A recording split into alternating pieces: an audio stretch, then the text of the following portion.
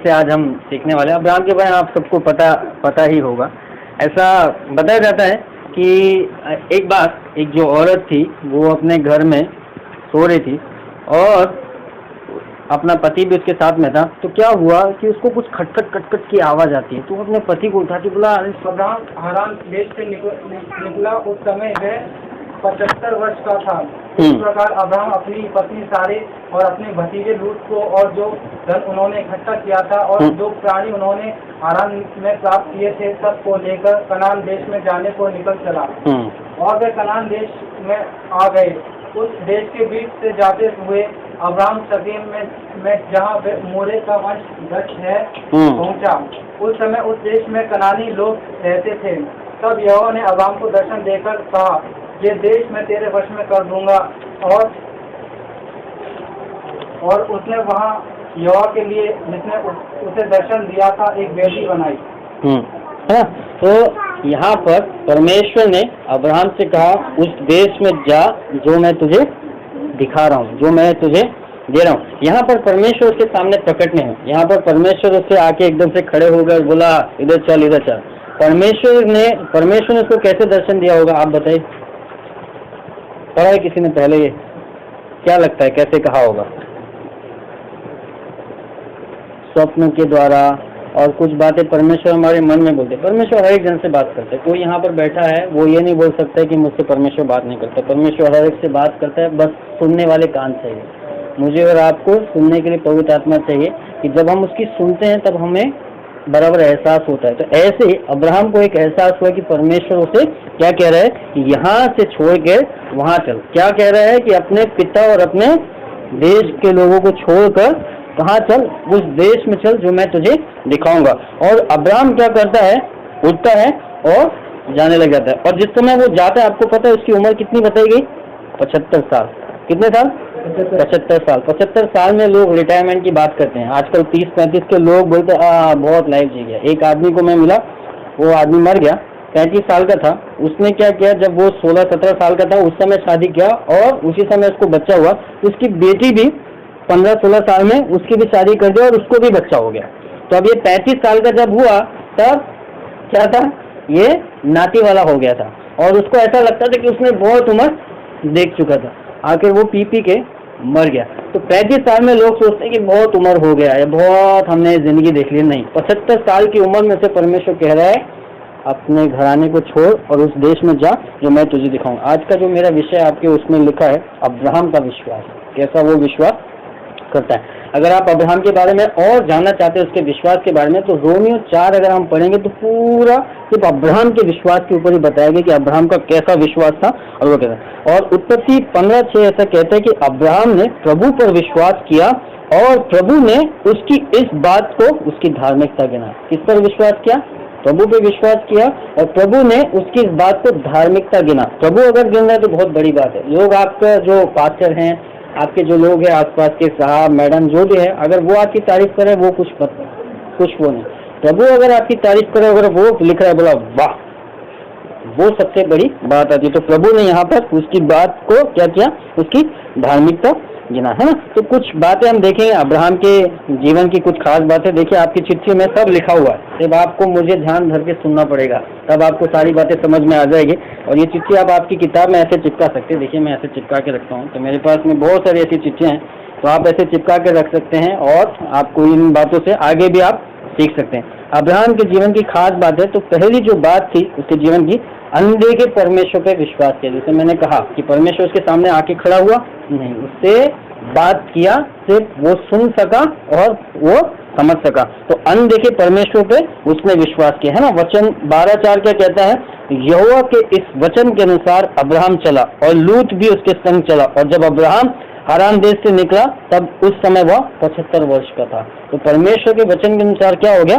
वो चला गया, है ना। उसने कोई चमत्कार नहीं देखा। हम कलीसिया में जब हम जुड़े हैं तो हमने बहुत सारे चमत्कार देखे। आपने देखा होगा, कोई चल रहा है, कोई बीमार था ठीक हो गया, किसी का डिलीवरी नहीं हो रही थी, है ना, तो उसकी डिलीवरी हो गई। बहुत सारे चिन्ह चमत्कार देखने के बाद मैं और आप यहाँ पर हैं। मेरा भी ऐसी जिंदगी में मैंने परमेश्वर को बहुत आजमाया और उसके बाद ही मैं कलीसिया में आया, आसानी से नहीं आया। तो यहाँ पर अब्राहम ने कुछ आजमाया नहीं, उसके पहले परमेश्वर की उससे कोई बातचीत नहीं हुई, लेकिन जब परमेश्वर के सामने प्रकट हुआ तो उसने वो किया, है ना। तो हारान देश से निकला तब वो 75 साल का था। किस समय? उस समय जब लोग बोलते अब हमारी हड्डियां कमजोर हो गई, अब आराम का समय है।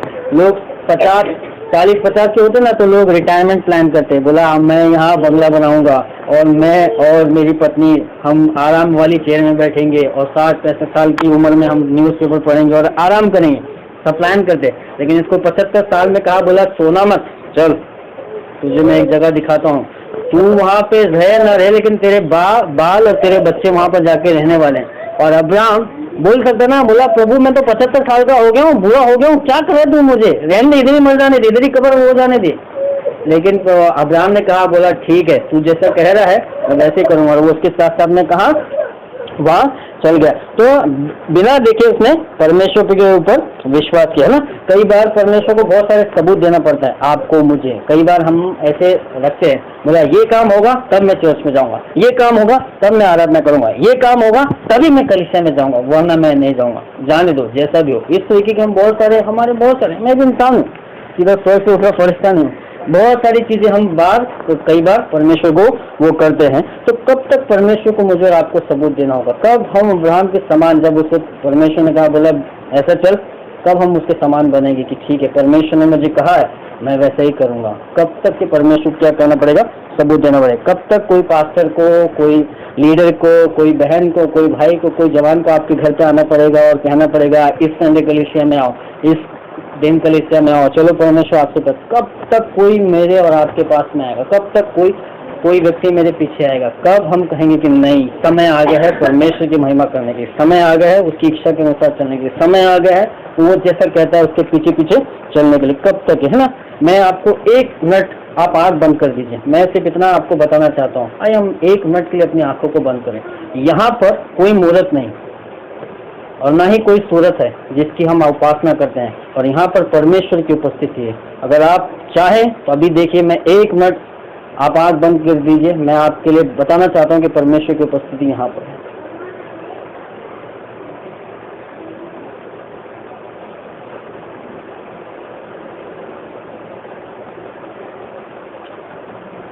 यीशु तेरी महिमा हो प्रभु, तेरे सामने हम आए यीशु, दिखा कि तू परमेश्वर है, दिखा कि तू परमेश्वर है। आज जो यहाँ पर बैठे हैं प्रभु, कई मुरादों को लेकर बैठे हैं, कई तकलीफ को लेकर बैठे हैं, यीशु के नाम से आज उनके जीवन में शांति आने पाए, यीशु के नाम से उनके जीवन में चंगाई आने पाए। अभी इस समय परमेश्वर, इस समय वे छू सकें आपको यीशु के नाम से। हम किसी मूर्त पे विश्वास नहीं करते, हम किसी सूरत पे विश्वास नहीं करते, लेकिन परमेश्वर की उपस्थिति जो आपने और मैंने अभी अनुभव किया, इस उपस्थिति को, इस बात को अब्राहम ने उस समय महसूस किया कि नहीं परमेश्वर कुछ बोल रहा है, वो चाहता है मुझे कहीं ले जाना, वो चाहता है मुझे एक और ऊंचाई पर लेके जाना, वो चाहता है मैं अपने जीवन का स्तर क्या करूं, वो करूं, है ना। आप माने या ना माने, आदि में परमेश्वर ने जगत की उत्पत्ति की। वैज्ञानिक लोग कुछ भी कहे, साइंटिस्ट लोग कुछ भी कहे, लेकिन परमेश्वर ने ही सब कुछ बनाया आदि में। मेरे और आपके मानने से कुछ नहीं, मैं माटी का पुतला हूं, नहीं मानू मत मानू, मिट्टी में मिल जाने वाला हूँ, लेकिन परमेश्वर ने जो किया है, परमेश्वर ने जो करता है वो कभी बदलने वाला नहीं। आप रहेंगे नहीं रहेंगे, हम रहेंगे नहीं रहेंगे, लेकिन समय जो आएगा वो बताएगा कि परमेश्वर था, परमेश्वर है और परमेश्वर ही रहेगा। मेरे मानने से और ना मानने से कुछ फर्क नहीं पड़ने वाला। ये दुनिया में मेरे और आपके समान हजारों करोड़ों लोग घूम रहे हैं, कई लोग मानते हैं, कई लोग नहीं मानते। मत मानिए, समय आएगा तब आपको मालूम पड़ेगा, तब आप जाएंगे डॉक्टर के दर पे, यहाँ पे वहाँ पे, और उस समय डॉक्टर कहेगा हम कुछ नहीं कर सकते, दुआ करो। उस समय हम मानेंगे। आपको पता है कई लोग ऐसे लिखते हैं, वो कहते हैं असली दुआ ना मुर्दा घर में और डॉक्टरों के घर पे होती है, कलीसिया में नहीं होती। कलीसिया में ऐसे ही चलते रहता है। आइए विश्वास करें अब्राहम के समान कि जब हम परमेश्वर के पास आते हैं तो हमें दिखेगा नहीं, शायद हमें बहुत सारे चिन्ह चमत्कार हमारे नजर में आएंगे भी नहीं, लेकिन परमेश्वर है जो उनके पीछे, सबके पीछे क्या कर रहा है, काम कर रहा है ना। एक बार क्या हो गया, एक मैं वो देख रहा था, किसी का मैसेज सुन रहा था, तो वहाँ पर एक पास्टर को किसी ने उसके विश्वास में आने की दास्तान बताई है ना। हम लोग कई बार गवाही देते ना, भाई आप बताओ आप कैसे प्रभु में आ गए, तो वो लोग बोलते हैं मेरा बच्चा नहीं था, ऐसा हो गया, ये हो गया, वो हो गया, इस तरीके की गवाहियाँ देते हैं। तो ऐसे एक आदमी है, बोला आप कैसे प्रभु में आ गए, तो बताते कि मैं और मेरे पिता दोनों काला जादू करते थे, और हम काला जादू करते थे तो हम रात को 12-1 बजे अपने शरीर से अपनी आत्मा को निकालते थे, और अपनी आत्मा, हमारे शरीर वहीं सोते थे, हमारी आत्मा, मैं और मेरे पिताजी दोनों अपनी आत्मा को निकालते थे और लोगों के घर पे जाते थे और वहाँ पर उनके घरों में श्राप देते थे और लोगों को सताते थे। इस तरीके का काम करते थे काला जादू में। तो एक दिन मैं और मेरे पिताजी ने क्या किया कि अपनी आत्मा को निकाला और निकल गए हम, और हम जा रहे घरों से घरों, घरों से घरों, घरों से घरों, और कई घरों में हमने श्राप वो करते हुए गए, लोगों को तंग किया, और उसके बाद एक घर में गए, और एक घर में गए तो वहाँ पर जब हम जा रहे थे तो छत के ऊपर से भी हम नीचे नहीं अंदर, आत्मा को कोई वो नहीं लगता।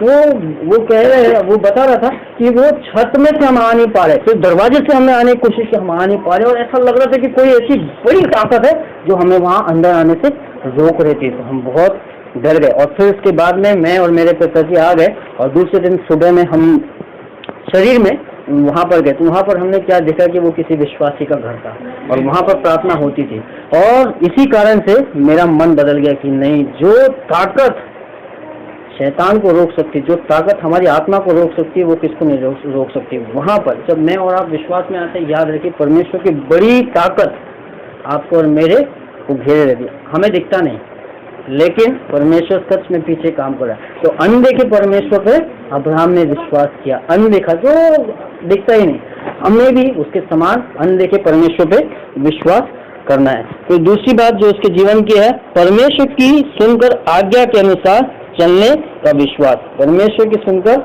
आज्ञा के अनुसार चलने का उसका क्या था, विश्वास था, है ना। यहाँ उत्पत्ति 12:1-4 यहोवा ने अब्राहम से कहा, अपने देश और अपनी भूमि और अपने पिता के घर को छोड़कर उस देश को चला जा जो मैं तुझे दिखाऊंगा, और मैं तुझसे बड़ी जाति बनाऊंगा और तुझे आशीष दूंगा और तेरा नाम बड़ा करूंगा और तू आशीष का मूल होगा, और जो तुझे आशीर्वाद दे उन्हें मैं आशीष दूंगा, और जो तुझे कोसे उन्हें मैं श्राप दूंगा, और भूमंडल के सारे कोई तेरे द्वारा आशीष पाएंगे। और यहोवा इस वचन के अनुसार अब्राहम चला और लूत भी उसके संग चला, और जब अब्राहम हारून देश से निकला उस समय वह 75 वर्ष का था। परमेश्वर की सुनकर आज्ञा के अनुसार चलने का विश्वास, कि परमेश्वर ने कहा है कि भाई इन्हें छोड़ो, इन्हें छोड़ो, इन्हें छोड़ो, इन्हें छोड़ो। आज परमेश्वर आपको भी बहुत सारी चीजें छोड़ने को कह रहा हो, शायद नशा, शायद बुरी बातें, शायद झूठ, शायद ऐसा काम जिसमें आप बेकार काम करते।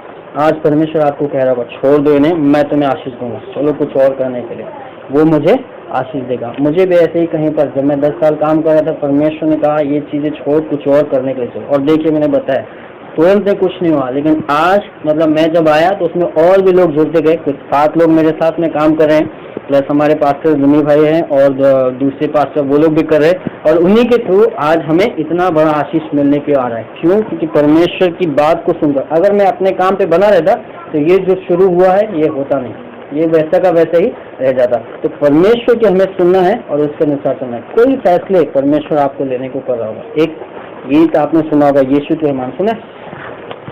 वो गीत के जो रचयिता है उनका नाम है विजय बेनेडिक्ट, और ये जो विजय बेनेडिक्ट है बॉलीवुड में I am a disco dancer, ये गाना उन्होंने गाया है और बहुत ही पॉपुलर थे, और करीब 35 फिल्मों में इन्होंने ये गाना गीत गाया और बहुत फेमस हुए। लेकिन क्या हो गया, जब ये बहुत अपनी सफलता को ऊंचे पे जा रहे थे, उसी समय इनके भाई को ऑस्ट्रेलिया में किसी ने मार दिया। ड्रग्स जो सप्लाई हो रही थी वहाँ पर इनके भाई को मार दिया गया, और ये सारा बॉम्बे का बॉलीवुड छोड़ के वहाँ गए। बोला क्या हो गया, देखा तो उन्होंने क्या देखा, उनका भाई का ऑस्ट्रेलिया में खुद का बंगला था, अच्छा काम था, अच्छी कार थी और पत्नी थी, बच्चे थे और सब पूरा बेहतर था। कहाँ? ऑस्ट्रेलिया में।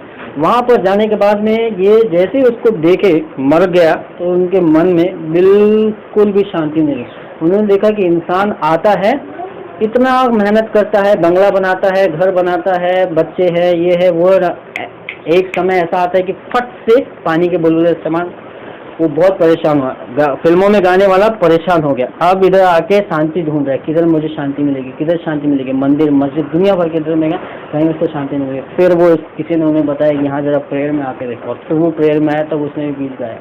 मैं दुनिया की चीजों में तुम्हें ढूंढता था, नफरत और मतलब की महफिल में मैं घूमता था, पर तू आया मेरे जीवन में, लेके खुशियाँ लेके प्यार।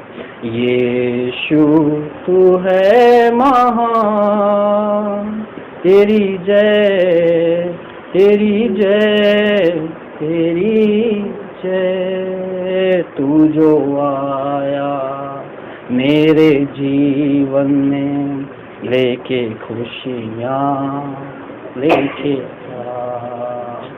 एक व्यक्ति जो बहुत ऊंचा था, लेकिन जब सब खो गया तब उसे मालूम पड़ा कि नहीं, ये चीज़ों को पाना ये नहीं। बहुत सारी चीज़ें, बॉलीवुड उसको बहुत पैसा देता था, एक एक शो में 50-50 हजार लोग उसके आते थे और एक एक टिकट का कितना उसको पैसा मिलता था, लेकिन उसे परमेश्वर ने कहा छोड़ दे, और उसके मन में आया तब छोड़ दिया।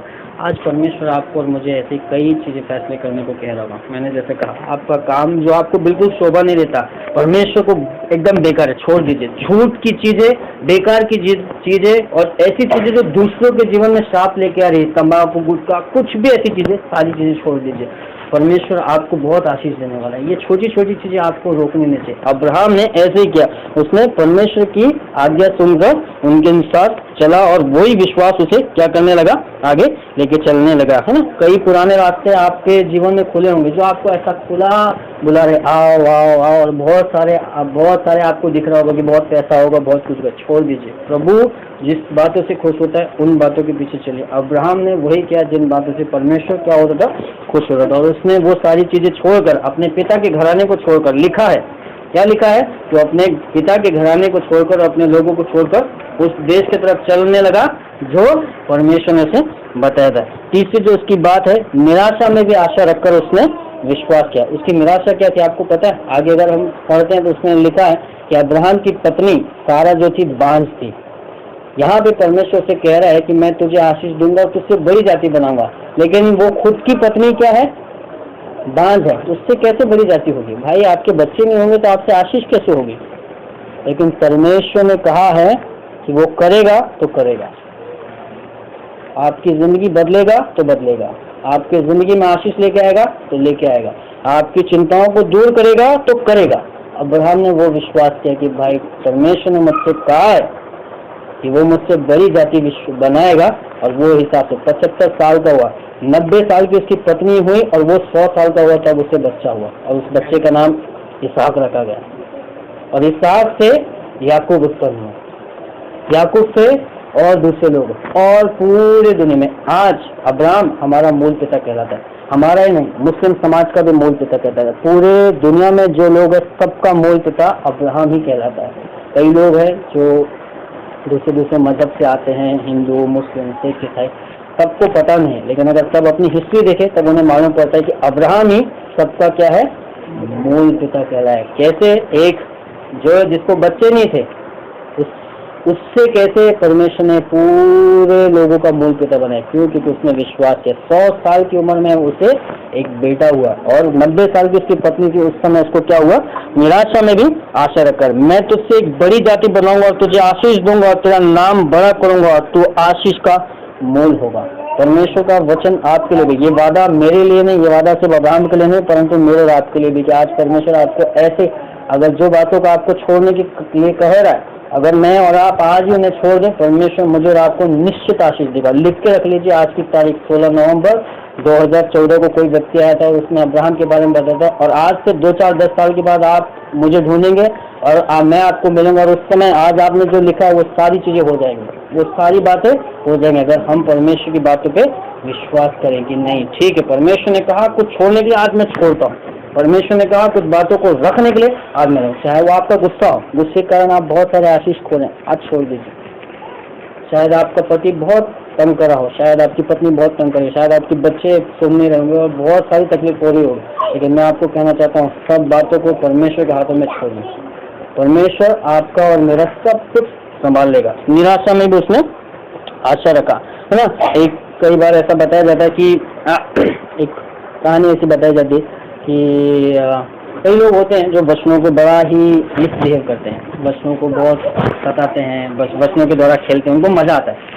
तो एक बार एक बच्चा रहता है और ये जो बच्चा है इसको मतलब बच्चे को हम सिखाते हैं ना, हमारे बच्चों को, मेरे बच्चे को मैंने कई वचन सिखाए हैं, गीत सिखाए हैं, तो बड़ा ही उसमें ही है, उसको एक एक कैरेक्टर बताया, दाऊद कौन है, तो याकूब कौन है, तो यूसुफ कौन है, तो 4 साल का है, 4.5 साल का, और एक छोटा अभी हुआ वो 3 महीने का। तो जो मेरा बेटा है वो जब लोग मिलते हैं तो उनको अपनी बाइबल लेके बताता है। तो ऐसे एक और बच्चा था और वो भी कुछ 10 साल का था और उसके माँ बाप ने उसको सिखाया था परमेश्वर के बारे में, और वो बहुत उन बातों को बहुत खुश होता था। देखिए ये पुराने समय की बात है, अभी आजकल तो क्या हो गया, आपके और मेरे बच्चों के पास मोबाइल ही रहता है, मोबाइल से खेलते रहते हैं, जैसे टी बाप आया काम से थका हुआ और माँ खाना बना रही, अरे यार ये बच्चा चलो कुछ करे, बताओ कुछ कहानी, तो बाप ने ले गेम खेल, और बच्चा गेम खेलने में लग जाता है। लेकिन उस समय माँ बाप बच्चों को बाइबल की कहानियां बताते थे और उत्साहित करते थे। तो ऐसे ही इस बच्चे को बहुत ट्रेन किया इसके बाप ने, एक एक वचन के बारे में बताया। तो ये बच्चा वो हो रहा था, तो इसको एक आदमी मिला और वो आदमी इसको सताना चाहता था। उसको बोलता है कि तुम मुझे वो बताओ जहाँ पर लाल समुद्र को पार किया। तो लाल समुद्र को कैसे पार किया? तो बच्चा बोलता है लाल समुद्र को परमेश्वर ने मूसा को कहा कि लाल समुद्र की तरफ छड़ी उठा और लाल समुद्र 2 भाग में हो जाएगा और फिर बीच में से लोग चले जाएंगे, और ऐसा ही हो गया। तो ये आदमी बोलता है नहीं बेटा ऐसा नहीं हुआ, तुझे पता है लाल समुद्र जब पार हुआ था उस समय लाल समुद्र में इतना सा पानी था, 10 इंच पानी था, 10 इंच पानी में वो लोग थोड़ी डूबेंगे, चल चल के चले गए। तो बच्चा बेचारा, क्योंकि उसको माँ बाप ने क्या सिखाया कि वो तो बहुत पानी था, ये था वो था, परेशान हुआ, चला गया। अगले संडे वापस ये आदमी मिला, बोला अच्छा तुझे पता चल गया ना, ये आदमी को बस उसको तंग करने का था, तुझे पता चल गया ना कि लाल समुद्र में कितना पानी था? तो बोला हाँ अंकल मुझे पता चल गया कि लाल समुद्र में 10 इंच ही पानी था, लेकिन आपको मैं एक और बात बताऊं, मैं ये बताना चाहता हूँ अंकल कि मेरा प्रभु इतना महान है कि उसने 10 इंच पानी में भी फिरौन की पूरी सेना को डुबा दिया। कैसा आप विश्वास करते हैं? एक बच्चा ऐसा सोच सकता है। मेरा और आपका क्या विश्वास होना चाहिए? कोई आपको कितना भी बताए विश्वास के बारे में, आपको कितना भी कुछ करे, आपके काम के बारे में, आपकी चीज़ों के बारे में, आपके बच्चों के बारे में, आपके पति के बारे में, किसी भी चीज़ के बारे में आपको कोई कितना सताए, लेकिन आपका विश्वास परमेश्वर के बारे में क्या है? परमेश्वर जो आपका और मेरा पिता है उसके बारे में मैं और आप कितना जानते हैं, कितना हमें मजबूत है कि कुछ भी हो, कोई इतना घुमाए, कोई इतना घुमाए, कोई ऐसा करे, बांध दे, तोड़ दे, कुछ भी करे, लेकिन मेरा और आपका विश्वास रखना नहीं, क्योंकि मेरा परमेश्वर ने मुझे चुना है और वही मुझे लेके जाएगा। मैं और आप उसके द्वारा बुलाए गए हैं, मैं और आप उसके द्वारा चुने गए हैं। आज शायद परिस्थिति बिगड़ी हो, आज शायद हमें तकलीफ हो, हमारे बहुत सारी मुसीबत हो, बीमारी हो, सब कुछ हो, लेकिन समय आएगा आप खड़े होंगे और कहेंगे परमेश्वर महान था और उसने मेरे जीवन को बदला और उसने मेरे लिए कार्य किया और उसने मेरे लिए इतने आशीष के कारण है। जैसे अब्राहम को कहा कि मैं तुझसे बड़ी जाति बनाऊंगा, तू आशीष का मूल होगा, और जो तुझे आशीष देंगे उन्हें आशीष दूंगा और जो तुझे श्राप देंगे उन्हें मैं श्राप दूंगा। किसे कहा? अब्राहम को कहा। मुझे और आपको भी वही कह रहा है कि जो तुम्हें आशीष देगा उन्हें भी मैं आशीष दूंगा, जो तुम्हें श्राप देगा वो तो बचने वाले नहीं, उन्हें भी मैं क्या करूंगा? श्राप दूंगा। तो आपके मेरे शत्रु तो पहले मर गए, किसके साथ में आ गए? वो किसके सामने आ गए? परमेश्वर के सामने आ गए। और आपके जो मेरे दोस्त हैं वो परमेश्वर के दोस्त बन गए, उन्हें भी परमेश्वर आशीष देगा। आपके दोस्त, आपके परिवार वाले, उन्हें भी परमेश्वर क्या करने वाला है? आशीष देने वाला है। आइए अपने विश्वास को हम परमेश्वर की ओर रखें कि हम, निराशा कुछ भी हो सकती है आपके जीवन में। उसके जीवन में सबसे बड़ी निराशा क्या थी? बच्चा ही नहीं है, लेकिन फिर भी उसने आशा रखा, निराशा में भी उसने आशा रखा और विश्वास में वो आगे बढ़ता गया। चौथी उसकी बात थी कि विश्वास में दृढ़ होकर परमेश्वर की महिमा की। विश्वास में दृढ़ होकर उसने क्या किया? परमेश्वर की महिमा की। कि उसका क्या विश्वास था? आपको पता है, जैसे जैसे आप ये कहानी पढ़ेंगे, मैं चाहता हूँ मेरे जाने के बाद में आप यहीं मत रुक जाइए, उत्पत्ति 12 से आप पढ़िए, देखिए 20, 22, 23 तक के अब्राहम का इतिहास है, 20 तक के उसका अब्राहम का इतिहास है। एक एक इतिहास आपको एक एक चीज़ें बताता है कैसे वो विश्वास कर पड़ा। 100 साल की उम्र में उसको बच्चा हुआ, बच्चा जब 13 साल को, आपको पता है परमेश्वर ने उससे कहा अपने बेटे को उठा और इस पहाड़ पे लेके आ, वहाँ पर तू उसे बलि करना। सोच लीजिए, एक ही बेटा है और वो भी कब हुआ है? 100 साल में। 100 साल में एक बेटा हुआ और उसे भी परमेश्वर क्या कह रहे हैं? लेके आ, बलि करना है। विश्वास में दृढ़ होकर अब्राहम ने महिमा की, बोला ठीक है प्रभु आपने दिया आप ही लेंगे, चलो मैं लेके आता हूँ। और उसने बेटे को लिया और पहाड़ पे चला गया। पहाड़ पे चला गया, देखिए उसका दिल देखिए, अब्राहम जा रहा है और ऐसा पूछ रहा है कि पिता, उसके साथ में 2-4 सैनिक भी चले हुए थे, उसके नौकर लोग काम करने वाले, और उन्होंने कहा कि मालिक आपने, अब्राहम भी कह रहा है कि अरे अब्राहम का बेटा इसहाक कह रहा है 13 साल का बच्चा बात करता है अपना, ये 2 साल का होगा, ये लड़की 5-6 साल की होगी, 3 साल की होगी, ये सब बात करते हैं, 13 साल का बेटा इतना बात करता है। कहता है पिताजी तूने रस्सी ले लिया, तूने चाकू ले लिया, तूने आग ले लिया, लेकिन बकरा किधर है, किसकी बलि चढ़ाने के लिए जा रहा है? तो अब्राहम ने कहा बेटे परमेश्वर स्वयं इंतजाम करेगा, लिखा है बाइबल में, परमेश्वर खुद इंतजाम करेगा। और ऊपर पहुंचे, आधे रास्ते पे उसने सेवकों को कहा, बोला तुम यहीं पर रुक जाओ, तो आगे मैं और मेरा बेटा ही जाएगा, और ये बेटे को काटने के लिए लेके जा रहा है, क्यों? क्योंकि परमेश्वर ने कहा है। लेकिन इसको ये विश्वास है कि परमेश्वर इंतजाम करेगा। आज शायद आपको मुझे ऐसा होना चाहिए, मैं और आपको बहुत सारी चीजें परमेश्वर कह रहा होगा छोड़ने के लिए, और कुछ बातों को तोड़ने के लिए, कुछ रिश्तों को तोड़ने के लिए, कुछ बेकार संबंधों को तोड़ने के लिए। आज अगर आप तैयार हैं, तोड़िए उन संबंधों को, परमेश्वर आपको आशीष देगा। पहले लेकिन आपको कहना पड़ेगा कि परमेश्वर इंतजाम करेगा। बेटे ने पूछा बलि के लिए बकरा कहाँ है? रस्सी तो ले लिया, आग तो ले लिया, चाकू तो ले लिया, लेकिन बकरा कहाँ है? तो अब्राहम ने पहले आशीष घोषित कर दिया, बोला परमेश्वर इंतजाम करेगा। और जब वो वहां पर गए, बलि चढ़ाने के लिए गया, बेटे को आंख बंद करके लेटा दिया और मारने के लिए जा रहा था, तभी परमेश्वर ने आवाज दिया, अब्राहम मेरे दास, वो देख बच्चे को हानि मत पहुंचा, वो देख बकरा पीछे, और पीछे उसने एक मेढ़ा देखा और उसको बलि दिया। तो जैसा आपका विश्वास, देखे परमेश्वर पर विश्वास किया और विश्वास में दृढ़ होकर परमेश्वर की महिमा की, इसहाक को बलि चढ़ाने के लिए वो लेके चला, है ना। और अविश्वास और ना अविश्वासी होकर परमेश्वर की प्रतिज्ञा पर संदेह किया, पर विश्वास में दृढ़ होकर परमेश्वर की महिमा किया। आज परमेश्वर आपसे आपकी सबसे प्यारी वस्तु क्या है उसे मांग रहा है। क्या है आपकी सबसे प्यारी वस्तु जिसके बिना आपको ऐसा लगता है कि जिंदगी बनेगी नहीं?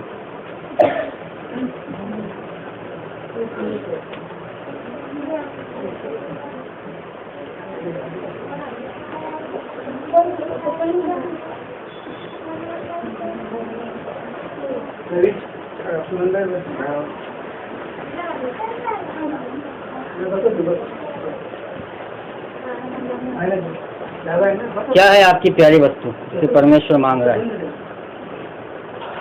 कई बार ऐसा होता है, बच्चे, पति, पत्नी, काम, ये हमारा बहुत प्यारा हो जाता है।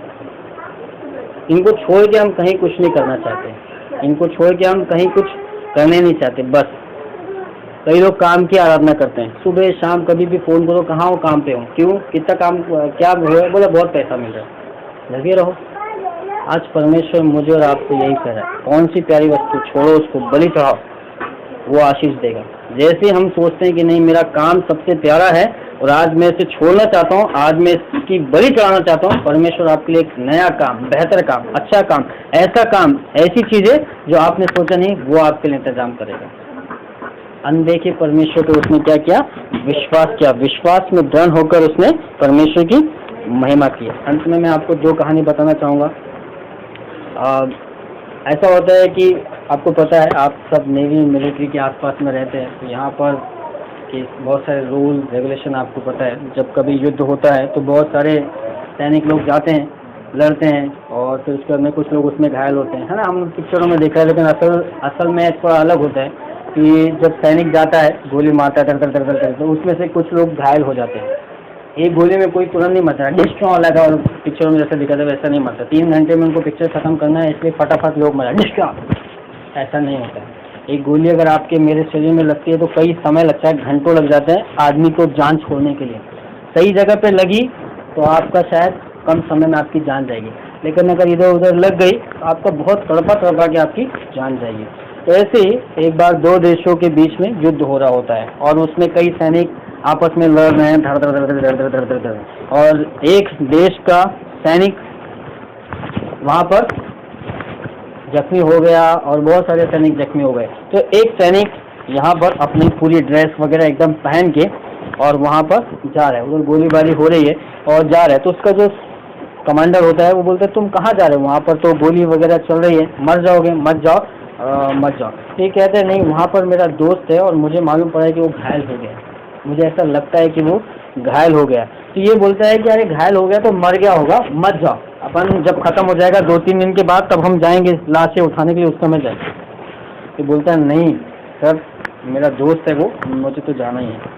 ये कैसे भी करके वहाँ पर जाता है और क्या देखता है, और वो अपने दूसरे जो घायल हो गया सैनिक उसको उठाता है और लेके आ जाता है। जब वो इधर लेके आता है तो वो आदमी मर चुका होता है जिसको उठा के लेके आ रहा है। ये अपना जो कमांडर था बोला, मैंने कहा था ना मूर्ख, खाली फुकट तू अपनी जान वहाँ जोखिम में वो करने के लिए कहता, मैंने कहा था ना मर गया होगा, मर गया ना। तो बोला हाँ सर वो तो मर गया, लेकिन जब मैं गया था ना सर उसके पास वो जिंदा था, उसकी सांसें चल रही थी, और जैसे ही उसने मुझे देखा बहुत अच्छे से मुस्कुराया और कहा कि मेरे दोस्त, मुझे पता था कि वो अपनी जान पर खेलकर मुझे बचाने के लिए आएगा, लेकिन मेरा साथ यहीं तक के था और वो उसके बाद में मर गया।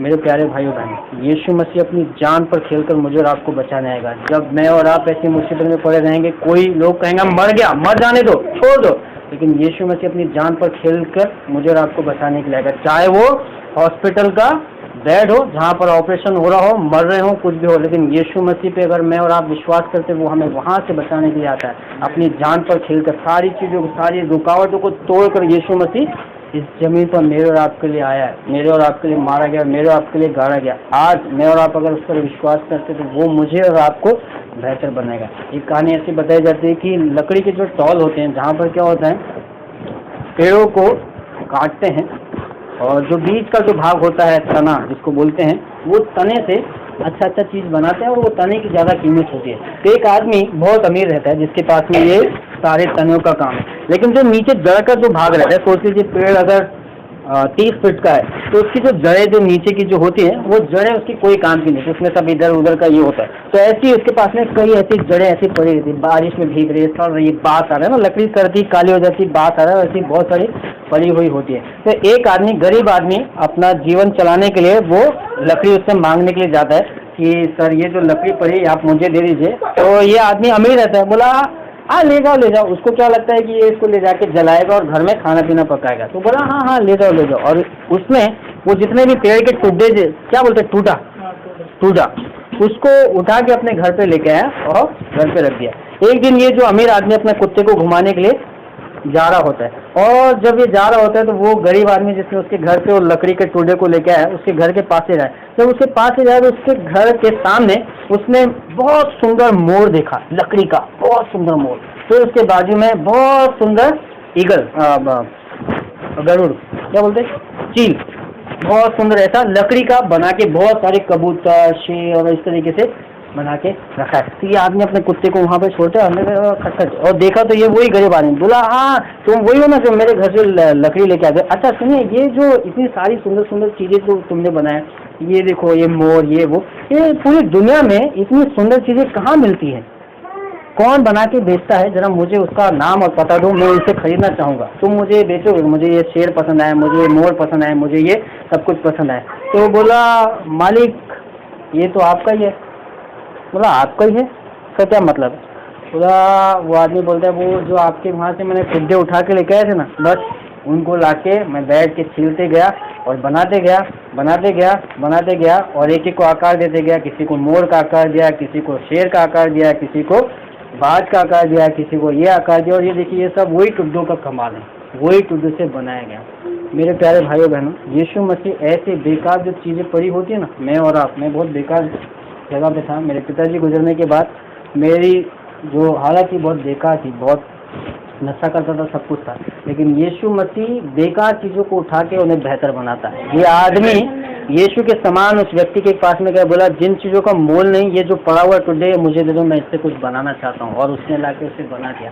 वैसे ही यीशु मसीह, जब मैं और आप उस पर विश्वास करते हैं, आप जिसे दुनिया बेकार कहती है, लकड़ी का टुकड़ा कोई काम का नहीं, फेंक दो, रहने दो, जला दो, ये कर दो, वो कर दो, उससे लेकर वो अच्छी सुंदर सुंदर चीज़ें क्या करता है, बनाता है, बहुत बेहतर बेहतर चीज़ें बनाता है। और समय आएगा मैं और आप, हमारी सुंदरता और चमकेगी, हम और सुंदर होंगे, और सुंदर होंगे। आज से 15 साल पहले अगर आप मुझे देखते तो पहचानते भी नहीं कि मैं ये रहा हूँ।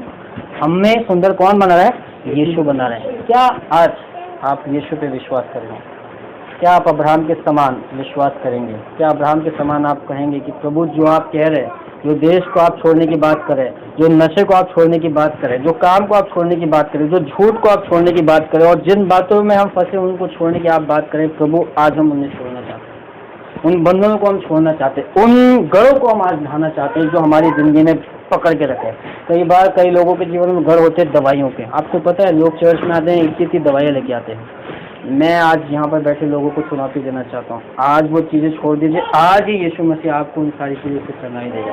कई लोग आते हैं कलीसिया में, उनका पैर, पेट और बहुत सारी चीज़ें दर्द होती है। मैं आज आपको बताना चाहता हूँ, यीशु मसीह के सामने आज उन सारी बातों को रख दीजिए। अब्राहम के समान कहिए, प्रभु मैं आपकी इच्छा पे चलना चाहता हूँ। जो जगह आप बताना चाहते हैं, जो देश आप बताना चाहते हैं, जिस जगह पे आप मुझे ले जाना चाहते हैं, मैं उस जगह पे चलना चाहता हूँ। यीशु मसीह आज ये आपको चंगाई देगा। उन सारे गढ़ों को वो आज के आज ढा देगा। वचन कहता है यूहन्ना 3:16, परमेश्वर ने जगत से, मुझसे, आपसे ऐसा प्रेम रखा कि उसने अपना इकलौता पुत्र दे दिया, ताकि जो कोई इस पर विश्वास करे नाश न हो परंतु अनंत काल का जीवन पाए। आज यीशु मसीह मेरे और आपके बीच में। आइए हम अपने आंखों को बंद करते हैं।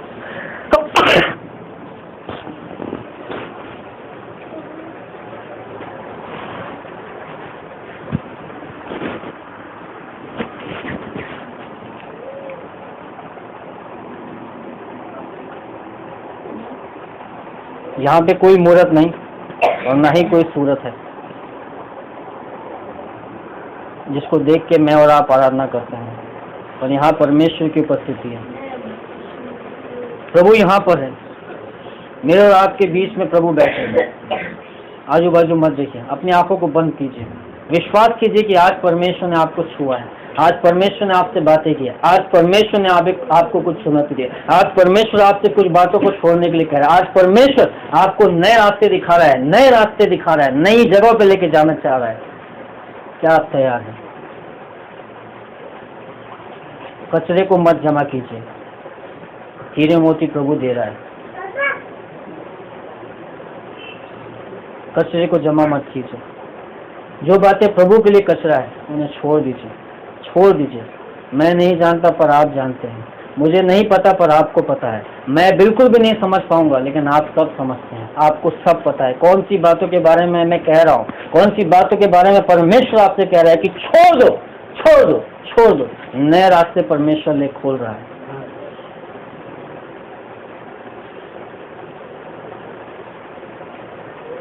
अगर आज कोई बीमार है, डॉक्टरों पे और दवाइयों पे भरोसा मत कीजिए, परमेश्वर पे भरोसा कीजिए।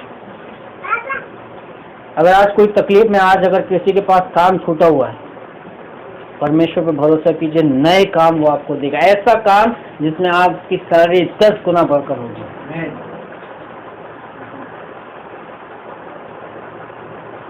अगर आज कोई किसी चीज से, किसी बात से, किसी काम से, किसी व्यक्ति से और किसी लोग से ऊब गया है और उसे बिल्कुल समझ में नहीं आ रहा, परमेश्वर के हाथ में छोड़ दीजिए। परमेश्वर आपको सही लोगों से मिलाएगा। अगर आपको ऐसा लगता है कि आप आपके ग्रुप में और आप आपकी कलीसिया में सबसे ज्ञानवान है, तो आप ध्यान रखिए, परमेश्वर आपको और भी ज्ञानवान बनाना चाहता है। वो आपके लिए और नए मार्ग खोलेगा।